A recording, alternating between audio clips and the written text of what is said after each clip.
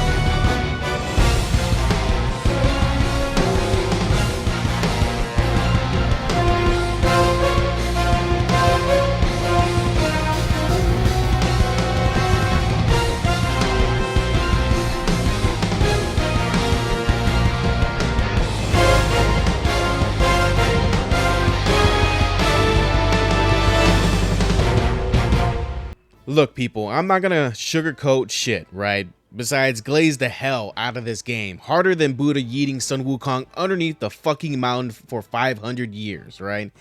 And as people may have noticed or seen online and everything, this game is a fucking banger, a fucking hit.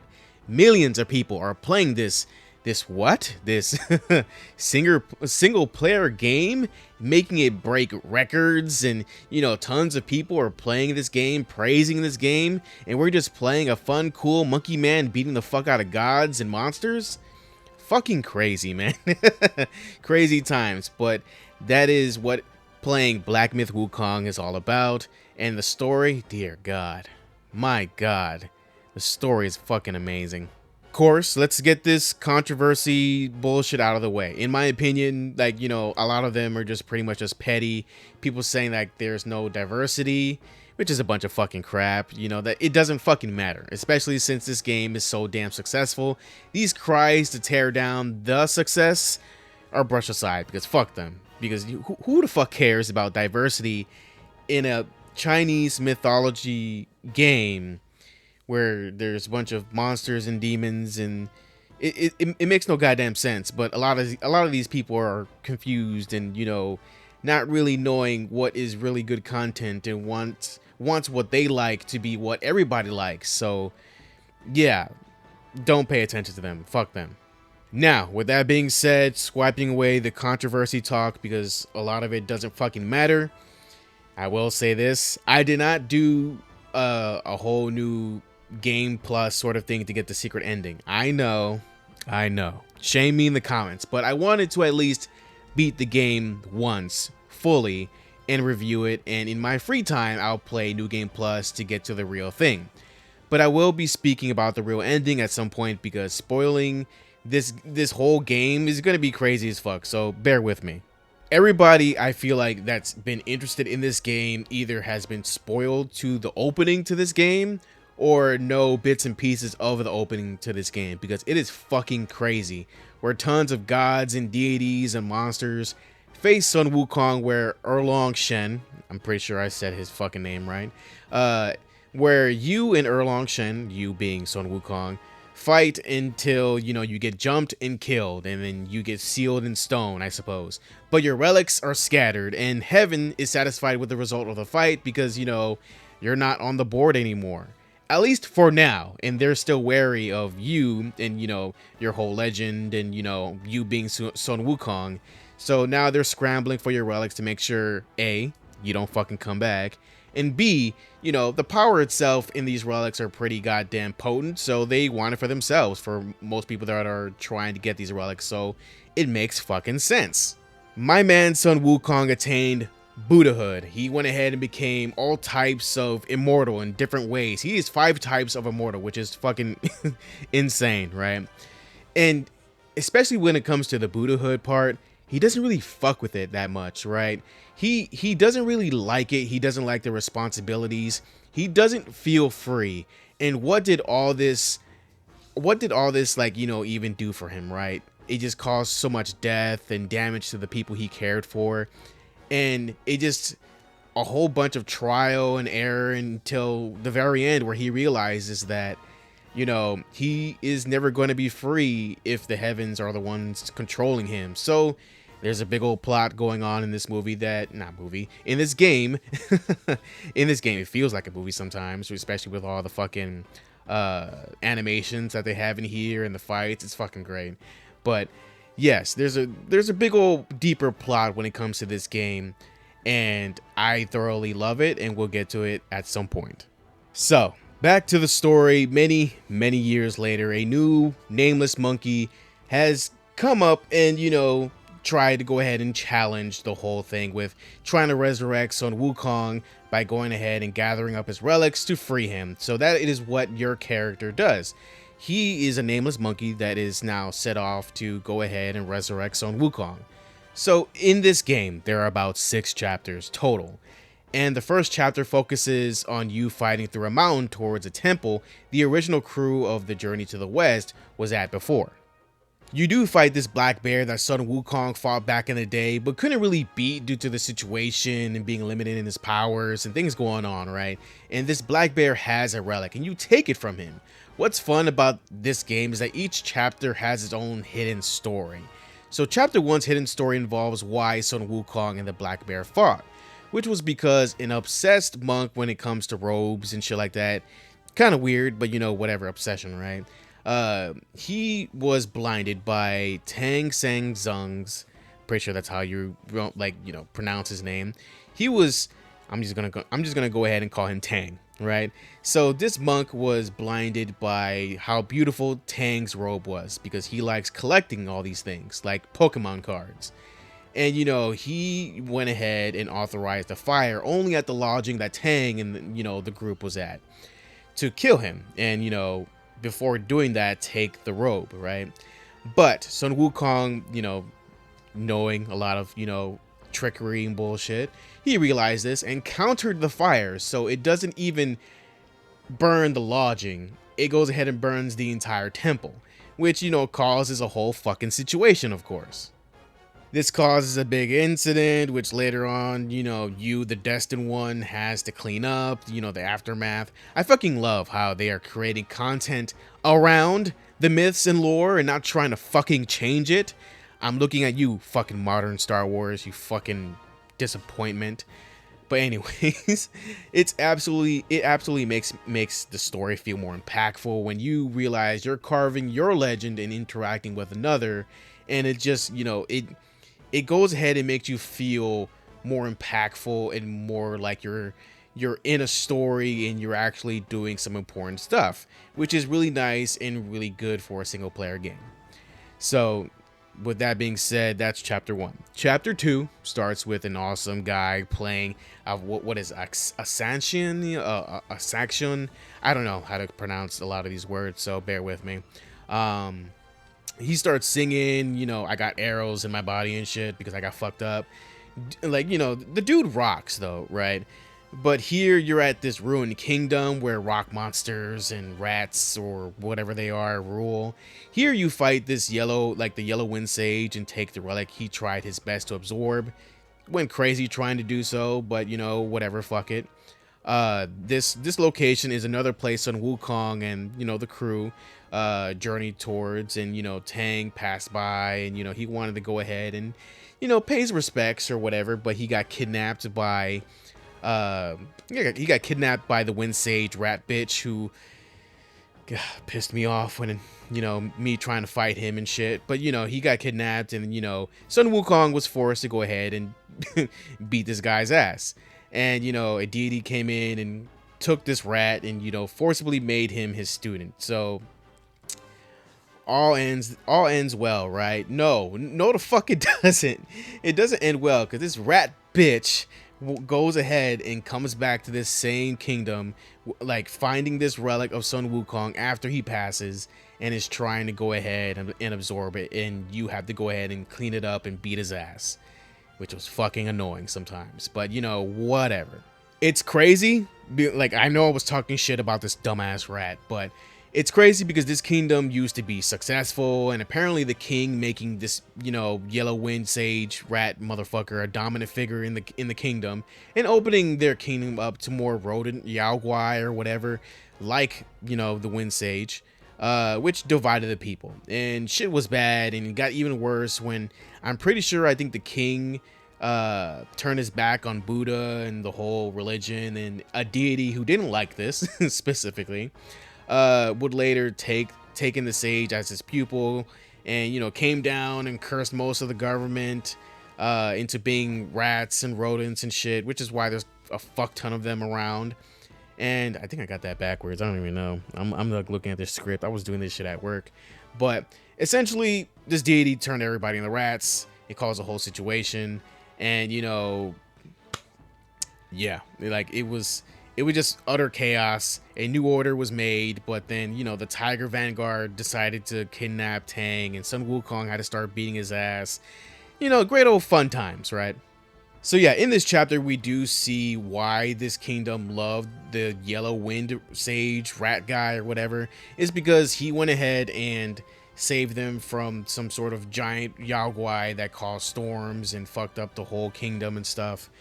But yeah, it didn't really matter much, because they went ahead and did some dumbass shit, and, you know, they paid the consequences. So I suppose fuck them, right? But it was cool to actually go into the past and play some sort of part in going ahead and helping the Yellow Wind Sage, you know, defeat this big old Yao Guai, and seeing him fucking go, like, throw hands with this mother for real. That was fucking cool. So now chapter 3 is where you go to an icy mountain and face Yellowbrow for a relic. Yellowbrow, fucking this big old bastard, right? He reminds me of Fat Bastard now that I think about it, from Austin Powers. This mother, he really do reminds me of Fat Bastard from fucking Austin Powers. But anyway, off topic. Yellowbrow was a guy who kidnapped Tang, who was a reincarnation of a fellow disciple who, you know, Yellowbrow also hated. So he sealed Wukong, and, you know, would later be freed and all this other crap. And, you know, with the help of the gods and the smiling Buddha, they captured Yellowbrow and, you know, made him a bitch.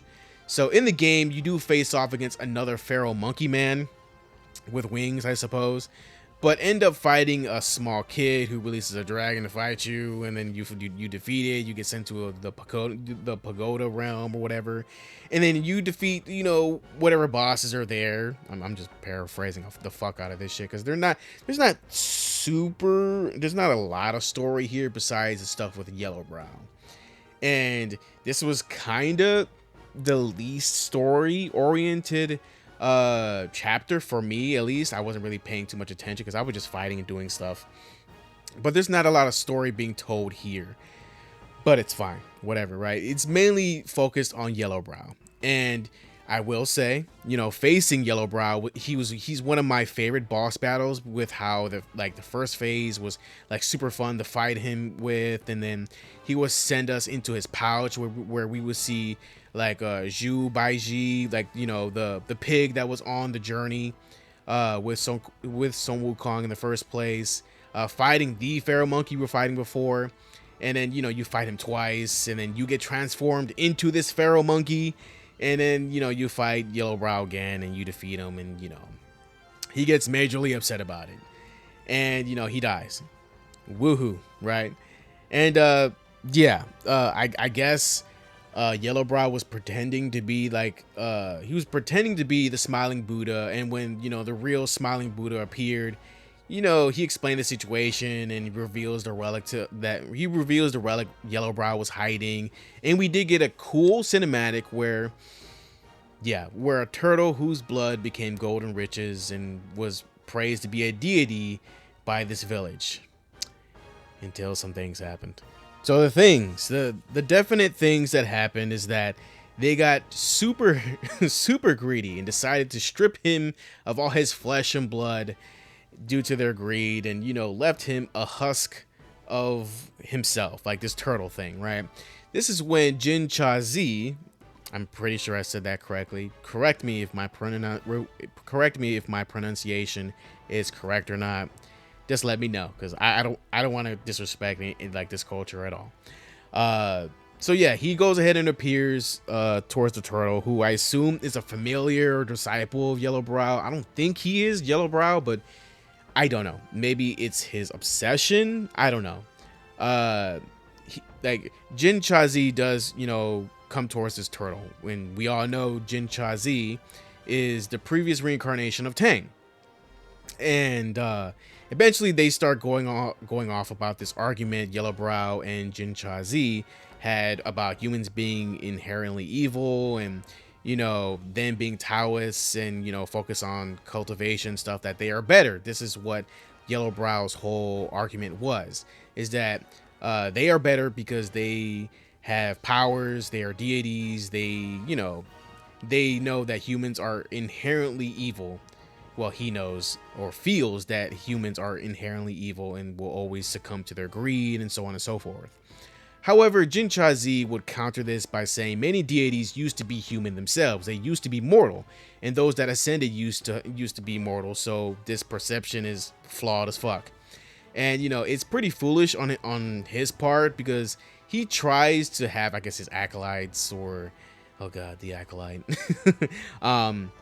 He tries to have a subordinate, or like this obsession that is separated from him, or a previous version of himself, or whatever, right? That became too corrupted, and became a fucking Yaguai or whatever. He basically is trying to prove his own point. And I see where Yellowbrow is coming from, but he is so close-minded to the perceptions that Jin Chazi can clearly see, where he believes everyone is equal. Like, yes, deities, Taoists have incredible power and inherent wisdom, but they use that to help those in need and pray for them. And obviously he sees the ones asking for help, being more greedy, but fails to see that without them, he and the rest of the deities and gods and everything would have no purpose. They would have no offerings. They would have nothing. They wouldn't be who they are without the regular mortals, right? So mortals not only keep the gods up high, they are the ones who keep them, having some sort of purpose. Each side has their own function, and without the other, they would fail, leading to the conclusion, like without each other's help, without each other's responsibilities, it will lead to the conclusion that they are equal yet have different responsibilities, like I said before. I'm like super fucking tired, so bear with me. The animation for the end of chapter 3 was great and opened up a great discussion that I fucking love about humans and their place in the world, with gods and monsters and deities, and like their place and everything, and opposite perspectives of whether they are equal or not. Pretty cool shit. The last two animations, like the one for chapter 2 with this fox thing that was adopted by the hunter, and then later on I guess kills his family, I suppose, and this was all a dream, and he goes ahead and nips it in the bud and kills the fox. I think the story with that one is that I don't know, like you have to nip things in the bud. I don't know. I wasn't really thinking too much about it. I thought the animation was pretty neat. I thought it was pretty fucking gruesome, I will say. I wasn't expecting that shit, especially since the animation for chapter 1 was pretty tame, since he just showed us like the story of the monk who soon became super obsessed with kasayas or robes or whatever, and stole Tang's robe and caused the whole situation with the temple being set on fire. I think a lot of these animations are pretty fucking fire, and I think a lot of it is pretty interesting when it comes to a certain conversation. My favorites are pretty much the animation for 3, 4, 5, and 6, and the secret for 6, the secret animation for 6 mainly. I like those more than the first two. Hey everybody, something weird just happened, so I have to split this video off into 2 different parts for my editing software reasons. So yeah, so this whole video will be in 2 parts.